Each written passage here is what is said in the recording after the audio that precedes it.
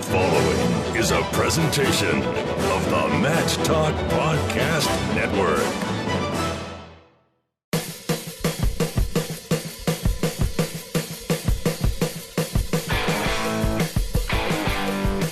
Hello, wrestling fans. It's time for the World Wrestling Resource Podcast. The World Wrestling Resource was made that you as a wrestler, parent, coach, or fan can have access to all the resources of the very best in the world of wrestling. I'm three-time wrestling writer and broadcaster of the year, Jason Bryant, and I want you to join me, along with John McGovern and world champions Terry Brands and Dennis Hall, as we talk training tips, topical discussion, mental preparation, and more on the World Wrestling Resource Podcast. World Wrestling Resource is sponsored by Defense Soap. Find World Wrestling Resource on Facebook at facebook.com/World Wrestling Resource and follow us on Twitter at WWRESO. And, of course, on the web at worldwrestlingresource.com. Now on to the show as we join John McGovern, Terry Brands, and Dennis Hall.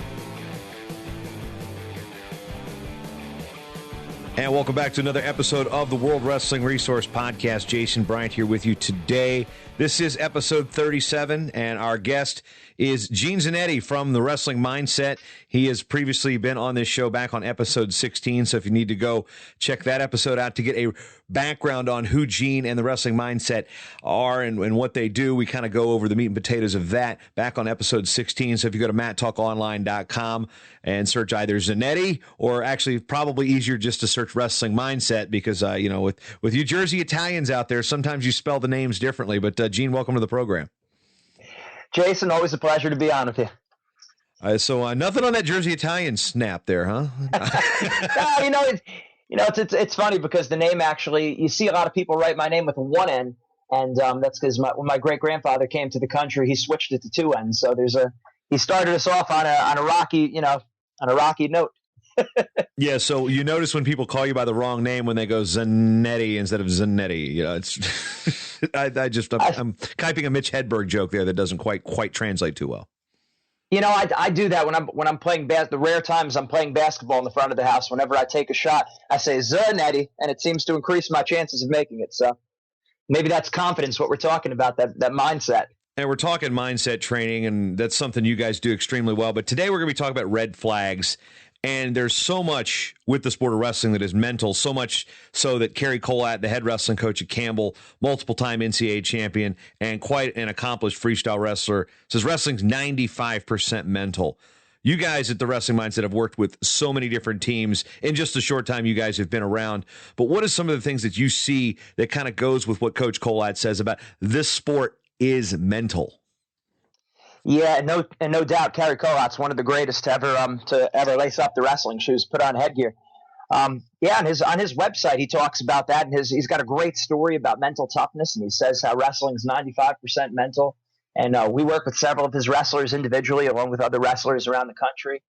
But we're in a very unique position with Wrestling Mindset. We don't work with any other sports, so we work with wrestlers from elementary school, middle school, high school, college, right to the senior level, helping the women prepare for the Olympics this past summer.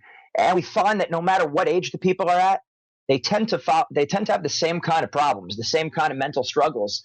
So much so that we name them the mindset red flags, because they are so common.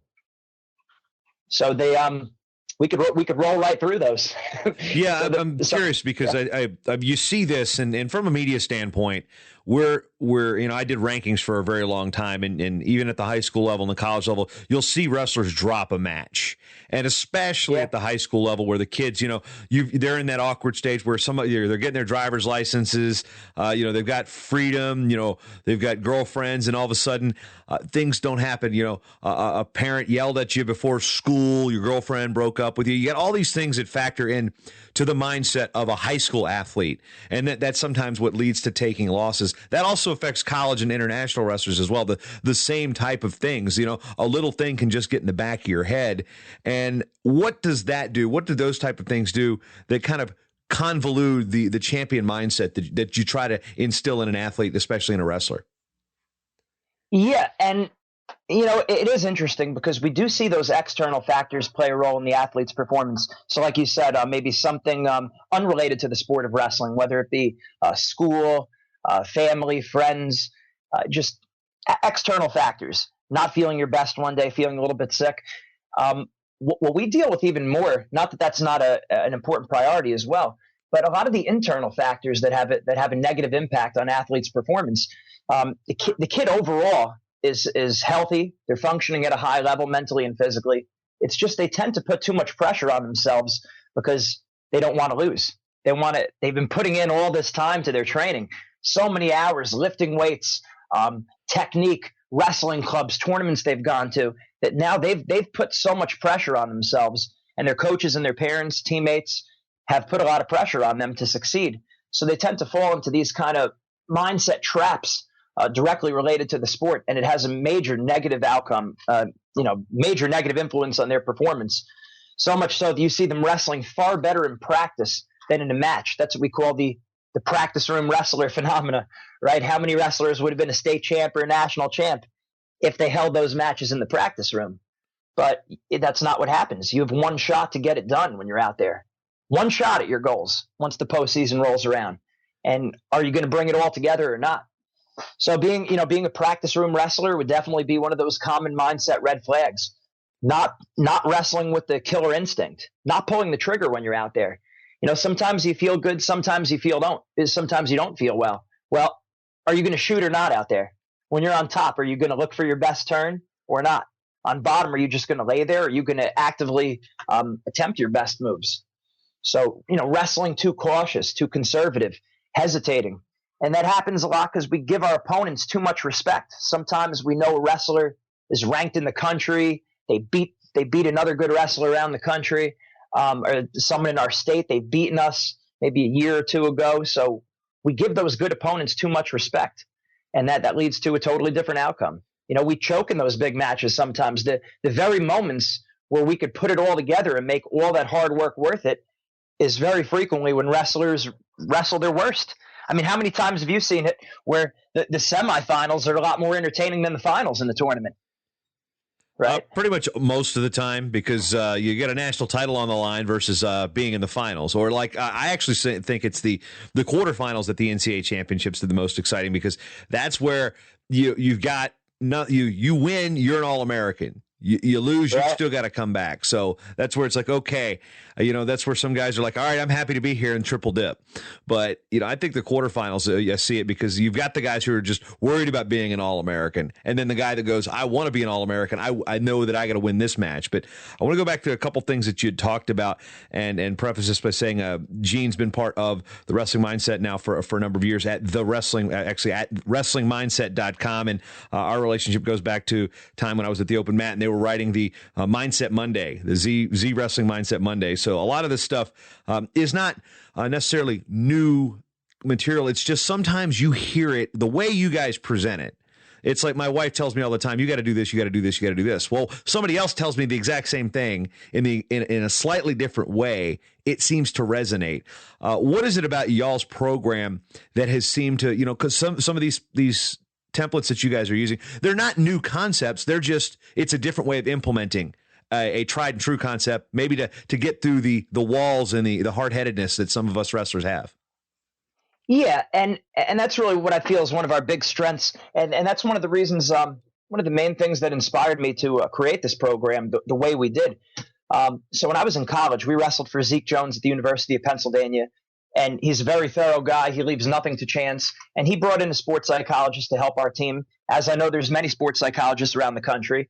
And that got me interested in the field. I pursued my master's degree in sports psychology. I did that.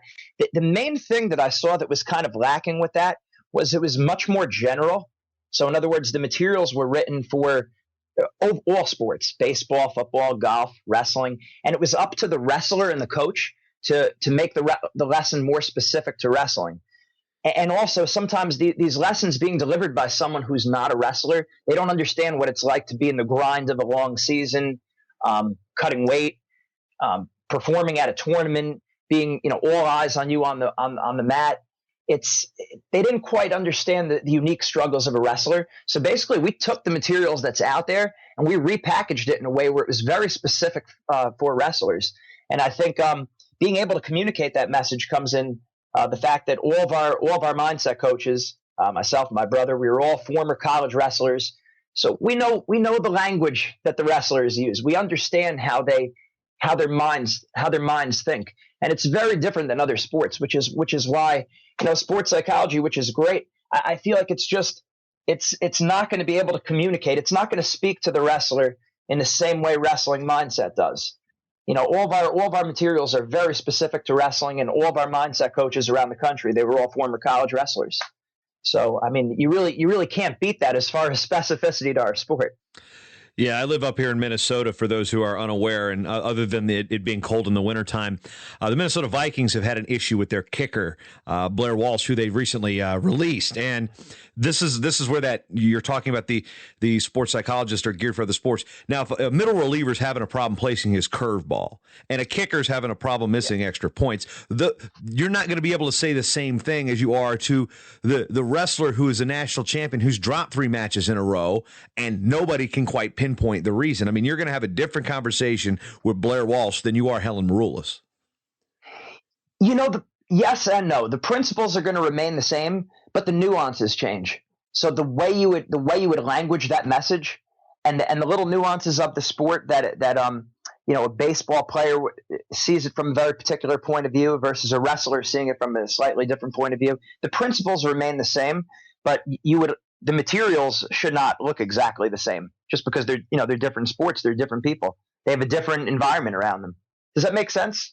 It does, and I'm kind of curious on what you have maybe borrowed from another sports mindset to focus it for us to be like, wait a minute, that actually works really well for wrestling. I mean, are there certain techniques that you through your sports psychology background was like, wow, I never thought about this, and you've been a wrestler your entire life. This really works for wrestling. Yeah, and plenty. There's plenty of topics. There's nothing new under the sun. We've been seeing these lessons for a long time now, and sports psychology. Where did they get these lessons from? But they've studied past top performers. They've studied the martial arts. They've studied the military. And then those people have studied people before them. So I'd say a specific topic that really resonated with me from a different sport was with golf. As we know, with golf, it's a tremendously mental sport. And, you spend most of your day in your own head, not hitting the ball, right? Hitting the ball is a very small part of, the whole golf experience, which takes a couple hours. And one of the things that a sports psychologist said was, when you're practicing your shots, being in the moment, staying in the present moment. And we have a full series of worksheets dedicated to this, that 70% of your shots should be in a trusting mindset. He distinguished between the trusting versus the training mindset. Now, a training mindset is more cleaning up your technique, making sure your grip is just right, your stance is exactly where it needs to be, your swing, you're bringing it back just far enough. All those little particulars, those technical particulars, that would be considered a training mindset. Now, a golfer is recommended to take 70% of his shots in a trusting mindset, where they're not focused on their technique, they're not focused on their stance and their grip, but just rather feeling good as they take that shot. Now, again, that doesn't mean you don't spend a good amount of time in the training mindset, but practicing the way you'd like to play.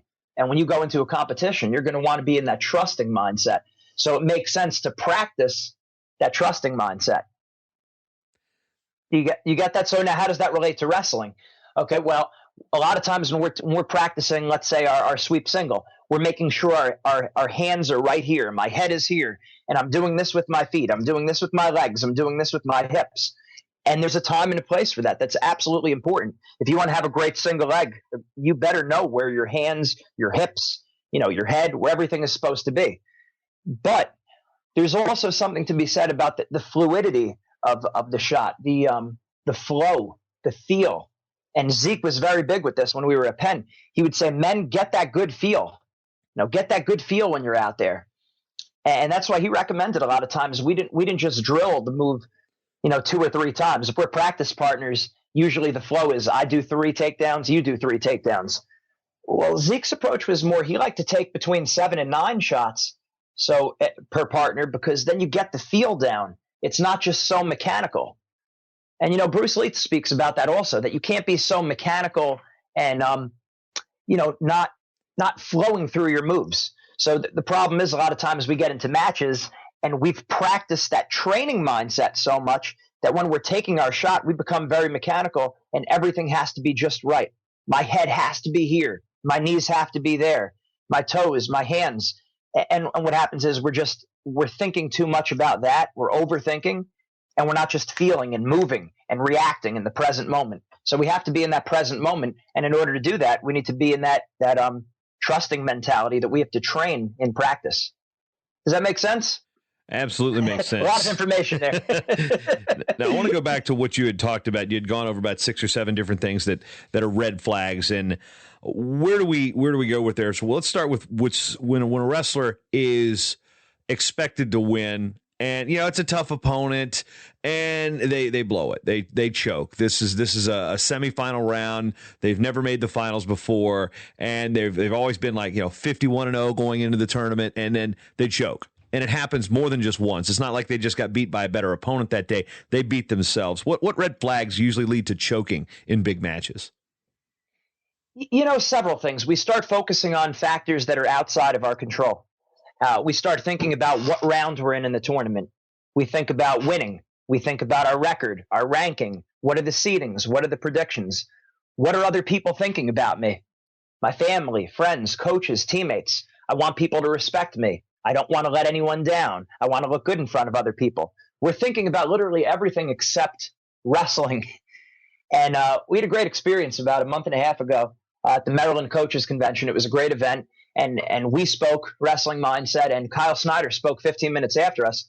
And we both actually said the same thing about what you want to focus on in a match, and that being your effort, your attitude, and your aggressiveness. I mean, those are the factors in your control. Your effort, are you going 100%, or are you going to hold back? Your attitude, are you going to stay positive? And your aggressiveness, your attack rate, are you going to shoot or not? Are you going to go for your best moves when you feel them or not?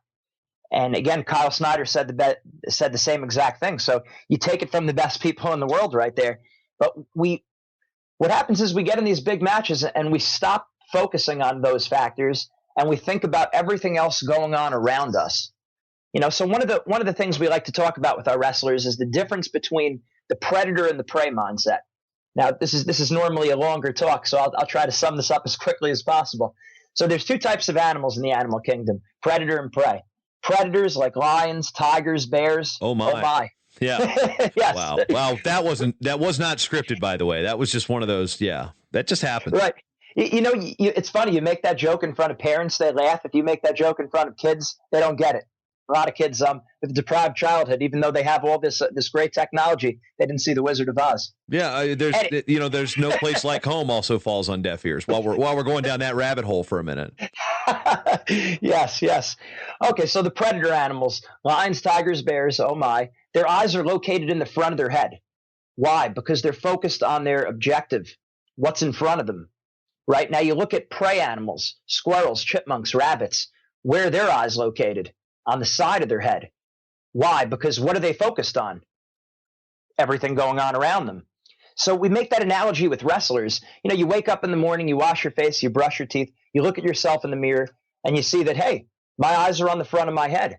That means you're a born predator. So now you need to start acting like it.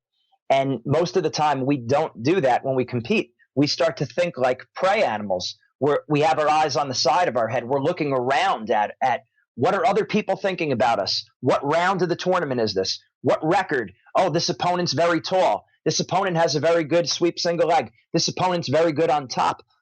We're thinking precisely everything except what we should be thinking: our effort, our attitude, and our aggressiveness, thinking like a predator. So we tell our wrestlers, eyes in the front like to hunt, eyes in the side like to hide. That's a metaphor for your wrestling, for your school, for your faith, and for your whole life. Yeah, I kind of like that. That's it's catchy, it's memorable, and it actually makes sense. Especially since I used to watch a lot of Discovery Channel, but I also watch more wrestling than I do Discovery Channel, so I see more of what you're saying in the wrestling side than I do with the animal kingdom. Although lions, tigers, and bears, yeah, that's oh my. Now we're moving into certain red flags, and you talk about this and.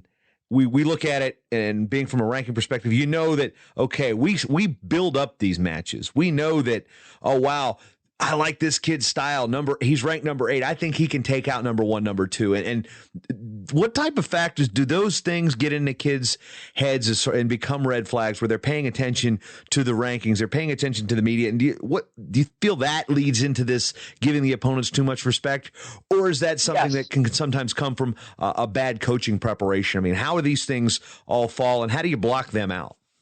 There's many factors, but I would definitely say that looking too much, concerning yourself too much with records, rankings, seedings, and predictions, that's overall going to hurt you because it's not directly under your control. So it puts different factors into our head.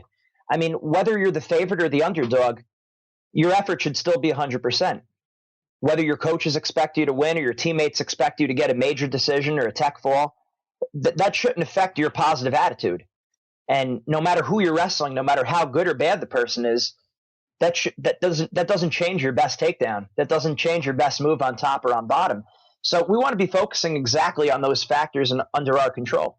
There might be 1 in 10, 1 in 20 wrestlers who can get themselves more fired up because they're ranked lower or because they're ranked higher. But I've seen that do way more harm than good.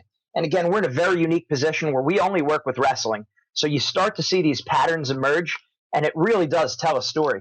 So whenever we speak to a team and we go into a practice room and we see the coaches have the rankings or the records up on their wall inside the team room, we recommend they tear those down because way more harm than good that does. I'm going to throw a personal example out on how a situation where this doesn't. I don't know if they had them up in the room or not, but let's just say the athlete definitely knew what it was. It was this AA state tournament down in Virginia. I want to say it was 2001, 2002 in that era. And I'm doing the rankings for the group AA in Virginia with the previous edition of Matt Talk Online. And in the state finals, it was a kid from my high school who was classmates with my younger sister against a kid from Christiansburg who was then coached by Kevin Dresser and Darrell Weber. So they had the Christiansburg was a powerhouse. Pocosin, we had a pretty good wrestling tradition. Well, I had made the prediction. This kid, Anthony Burke, who ended up wrestling at the University of Virginia, was wrestling BJ Compton, who, oddly enough, ended up wrestling at my alma mater at Old Dominion. Well, they're wrestling as sophomores. Then freestyle, Burke beat him in freestyle. And I thought that there was a jump level there, and it wasn't a homer thing. But going into the state tournament, BJ was still ranked number 1. I picked Burke to win the match. And, that could have been a little homerish thing there. But at the end of the match, and it was close. The next thing you know, cradles happen, and it went from being, okay, this is a nip and tuck to 9-2, and it wasn't close. And at the end of the match, I'm sitting at the press table, typing in the results back on the dial-up back in the day. Compton is walking over to the coaches, in which one of them was my old high school teammate, and between the coaches, looks right at me and winks at me. So he was definitely aware of all this stuff, and it didn't become a red flag for him. So sometimes you can also use that type of stuff for positive motivation, or at my expense, embarrassment. Yeah, well, no doubt it's fun to know about the records and the rankings, and that's why it's good for the coaches to do this with the press and with the media and on their all social media. You are going to want to make a big deal about the records and rankings because it's great for our sport. That being said, when we're in-house, when we're in the practice room, when we're communicating as a team, we need to be very clear that that's not something we're focused on because it's just an external factor. Moving into the next point of what red flags can lead to lacking that killer instinct or not pulling the trigger. We'll see an athlete that's part of that practice room wrestler thing we see. They are unstoppable in takedowns in the room. They were unstoppable with takedowns in high school or in freestyle. Then all of a sudden they get into a match and they're just, their shooting percentage is through the roof and their scoring percentage, but they're not shooting. Therefore they're not scoring and they're not winning. They're not pulling the trigger. How do we get through that, and what red flags lead to that type of thinking and to where guys don't want to shoot? Again, it's related to the prey mindset, factors that are outside of their control.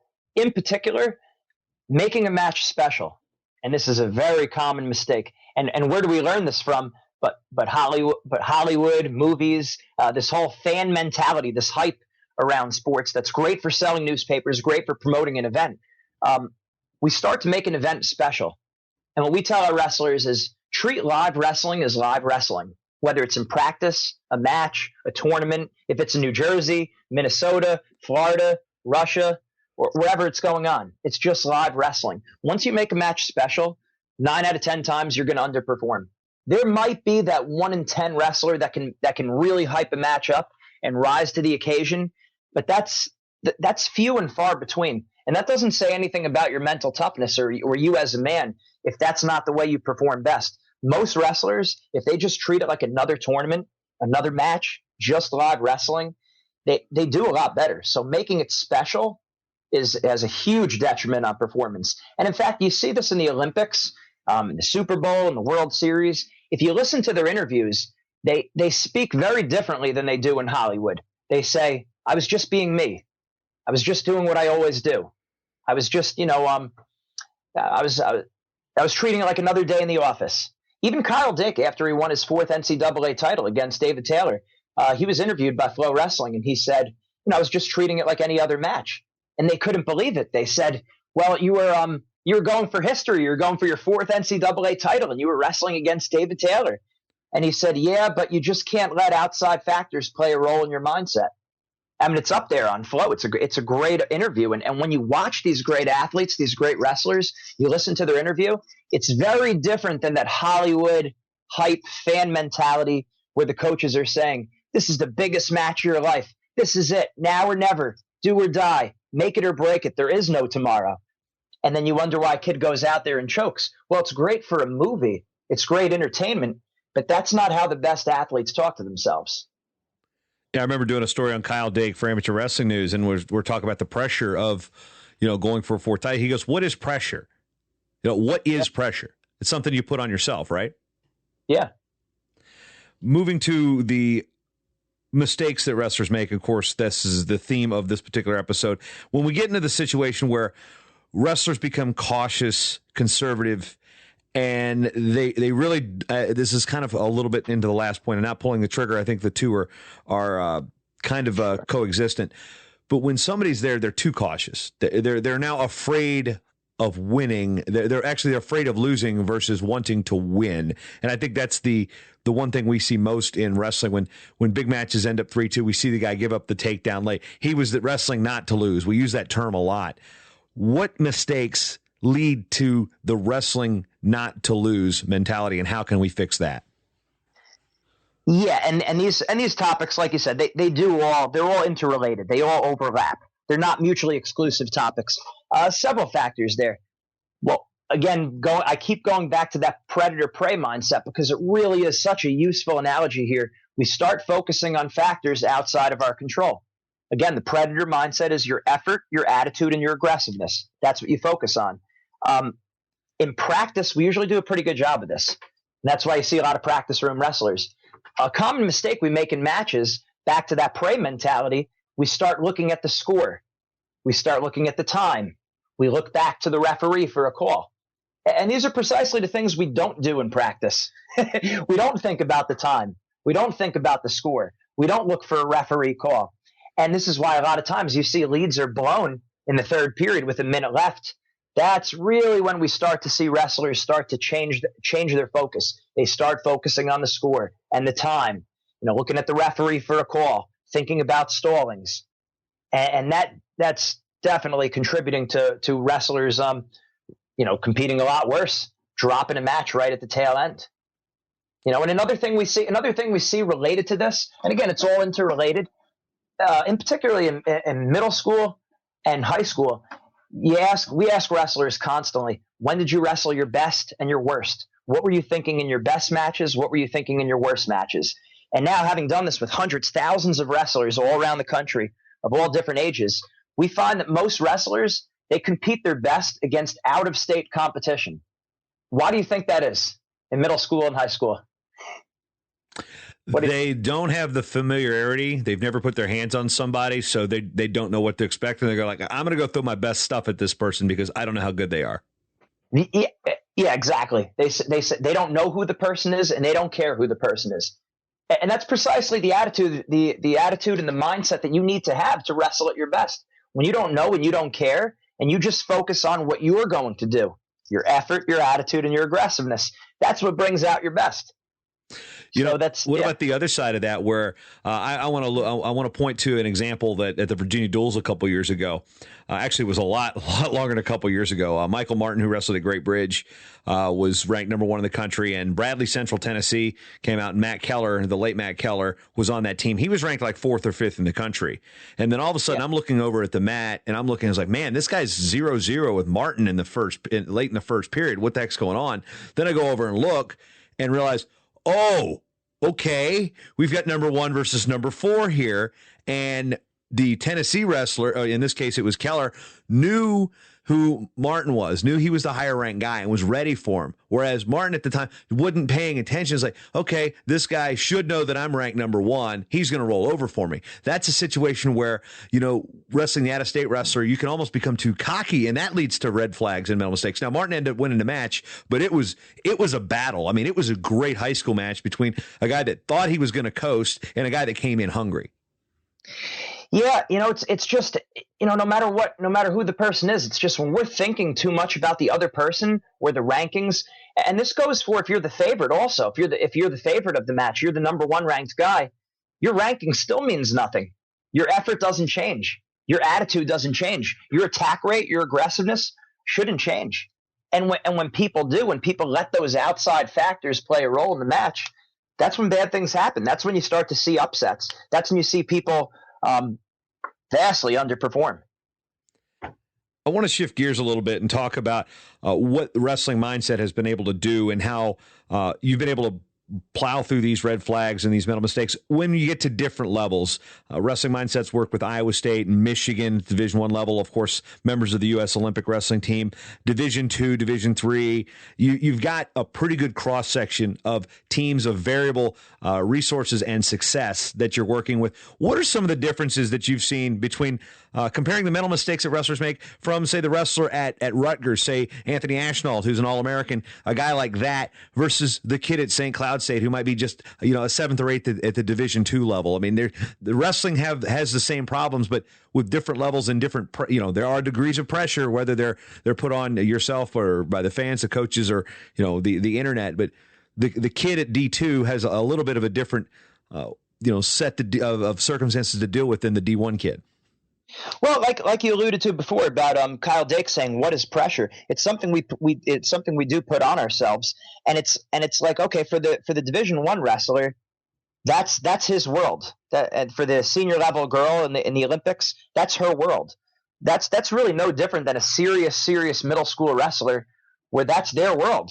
So the pressure, the red flags end up being basically the same, and that's why we don't change our materials for any different age level. We might word the lesson slightly differently, but we see the same things. We've seen Olympic level wrestlers this year make a mistake focusing too much, that they've actually come to me and they said the reason why they lost the match in the Olympics, they were more physically, more technically ready than ever, but they were focusing too much on their opponent's moves. They were thinking too much about what their opponent might do to them.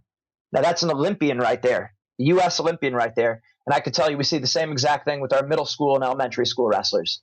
Same thing. So if you don't fix the problem, it's just going to follow you up. And, they say, what's the definition of insanity? Doing the same thing over and over and expecting a different result, right? Well, if it's just like with technique. If we don't learn how to stop a double leg in elementary school, it's going to follow us up to middle school, high school, college, and the senior level. Well, it's the same thing. If we don't learn at a young age that we should not be focusing on our opponent's moves, we should be focusing on our moves, that's going to follow you up right through the Olympics, as you saw with that young man.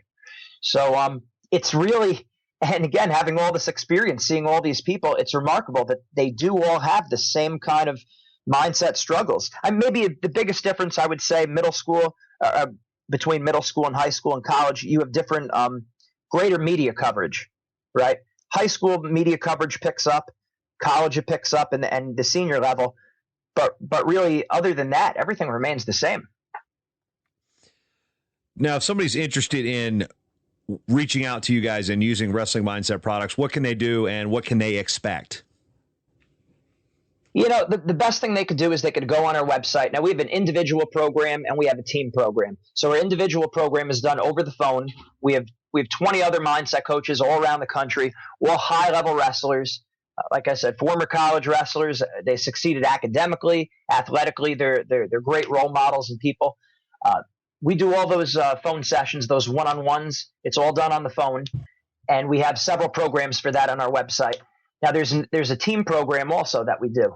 We have several different programs for that as well, and that's where we speak to the teams all around the country on Skype. So it's done on the phone and Skype. A lot of people don't realize this, but we don't have a specific location.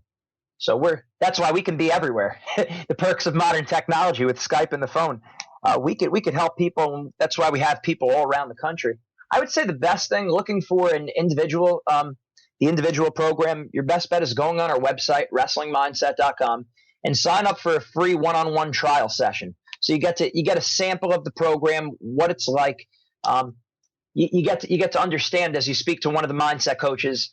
They'll walk you through some of these red flags. They'll see exactly where your son is struggling, and our basic philosophies, and the way we're gonna help him get more confident and relax.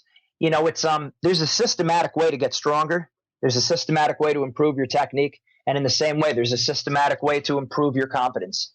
There's a systematic way to relax under pressure. It's just these are not lessons people just stumble upon. You have to be taught them. And, a lot of people make the mistake looking at what we do as counseling or therapy or motivational speaking, and nothing could be further from the truth. You look at mindset training the same way you look at strength training and technique. You could have a great coach, but you have to drill the moves that the coach teaches you. You have to practice the moves. So you're actively engaged in the technique. The same thing with strength. You don't just think about doing push-ups, sit-ups, pull-ups, squats, or bench press. You get in the weight room and you physically perform those exercises. So there's an active participation in the strength training. Well, it's the same thing with mindset. You're not just going to be listening to a mindset coach speak and talk about a topic. You're going to be filling out the mindset worksheets. You're going to be doing the mindset workouts that we give you. And that's really where the results come, not listening to us. That would be more of an introductory. It's completing the worksheets, completing the exercises, just like strength training, just like technique, where you're actively involved in the materials. And that's what's going to really get you to the next level. And I mean, with these teams that we've worked with, it really has been an unbelievable success. And we're real proud of our mindset coaches, all the teams that we worked with. It's just people are doing things right. It's taking a smarter approach. You don't train minimally and you don't train maximally. You train optimally. And when we say the sport's 95% mental, or when Carrie Colott says the sport's 95% mental, I always ask people, how much time are you training physically versus mentally? And usually it's the exact opposite. Even at the Olympic level, they're training 95% physically. Well, if you're saying the sport's 95% mental and you're wondering why you're not wrestling at your best, maybe it's because those two graphs are way off. So that's where we come in and we help bridge that gap. And we get fired up about this because this is exactly what we needed when we were competing. The results come really quickly when you know what to focus on, what's helping you, and what's hurting you. Also, the WrestlingMindset.com, Wrestling Mindset. I got to stop saying the, Gene. It's one of these things. It's just like it's a like habit. The Facebook. They dropped the Facebook. Now it's just Facebook. Yeah. That happened. Wow, that happened a long time ago. WrestlingMindset.com and on Twitter at Wrestling Mindset. Drop the T. So Wrestling Mindset. If you search Wrestling Mindset on Twitter, you're going to find it. But also, you guys are also on the podcast train as you put some of your sessions out there, and that's available on iTunes. You can go to mattalkonline.com/directory, and that'll give you a list and a link right to it. And I just want to get off on a little rabbit hole about podcasting, because you talked about the Skype and the technology, adding the podcast element to it, and just being able to document some of these sessions. What's that done for the brand and the awareness and the reach?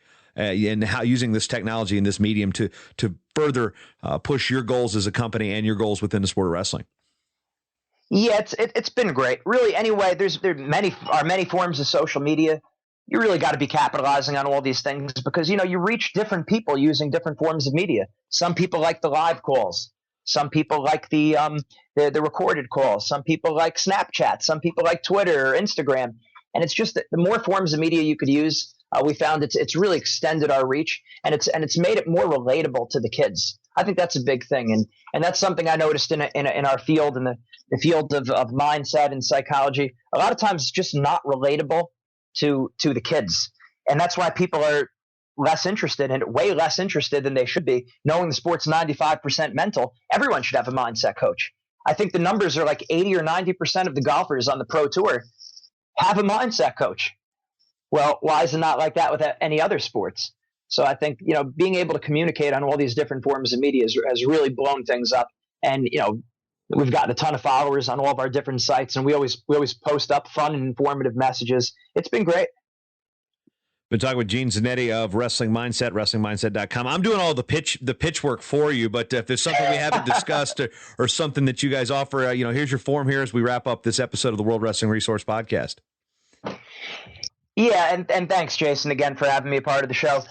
It's really, again, like we said, if you keep doing what you're doing, you keep getting what you're getting. Insanity is doing the same thing over and over again and expecting different results. Most wrestlers out there are not competing at their best. They're in second gear. When they're out there wrestling, they know they can do a lot more than the results they're getting on the mat. And if we're saying the sport's 90% mental and we're training 90% physical, well, that's not smart training. We have to train optimally. So really taking the bull by the horns and making sure you train your mind just like you train your body. Otherwise, we're just going to keep getting the same results over and over. And it's the saddest thing in the world to see a practice room wrestler, someone who's good enough to have that success, someone who's earned the right to be successful, and they're holding themselves back. So that's where we come in.